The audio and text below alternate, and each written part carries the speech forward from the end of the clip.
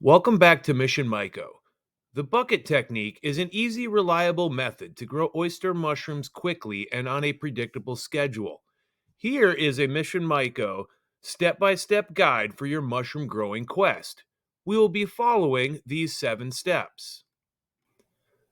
A new 5-gallon bucket with a lid can be found at your local hardware store. Using a half-inch drill bit, drill holes in a diamond pattern around the bucket. This allows the mushrooms to fruit without the substrate drying out. Straw is great for oyster mushrooms and is easily sourced from farm supply stores. You can chop it yourself or buy compressed pre-chopped bales that will save you the step of chopping yourself. To prevent contamination, pasteurize the straw using cold water and hydrated lime. To do this, fill a large container like a plastic tote, barrel, or trash can with water. Then slowly add the hydrated lime. Stir the mixture thoroughly and check the pH with a meter. Approximately 6 grams per gallon of water will be needed to reach a pH of 12.5.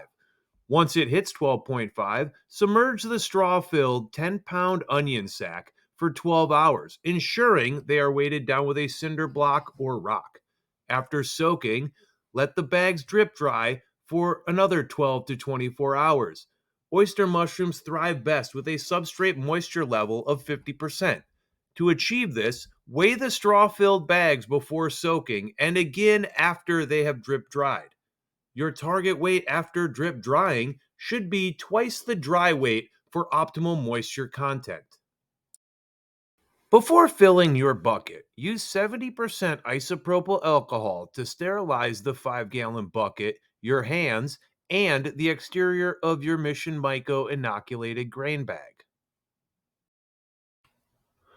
The amount of grain spawn added to each bucket will determine the spawn rate. There is a direct relationship between the spawn rate and the speed and reliability of colonization. For new growers, it is best to err on the side of too much grain spawn instead of too little. We recommend using 2.5 pounds of spawn for each 5-gallon bucket. Fill your bucket with alternating layers of straw and grain spawn. Begin by adding 1.5 inches of straw followed by a thin layer of grain spawn. Continue to alternate between a layer of straw and grain spawn until your bucket is full. Then put the lid on your bucket. For the bucket to fully colonize, place it out of direct sunlight, preferably somewhere cool, between 30 and 75 degrees Fahrenheit. Different strains of mushrooms require different temperatures for colonization. Make sure the specific mushroom strain you choose matches the environmental conditions you plan to grow them in. Make sure the bucket does not dry out during this time. One way to keep the bucket from drying out is to place the bucket in a grow tent or drape a trash bag over the bucket. Feel free to check on your bucket during colonization.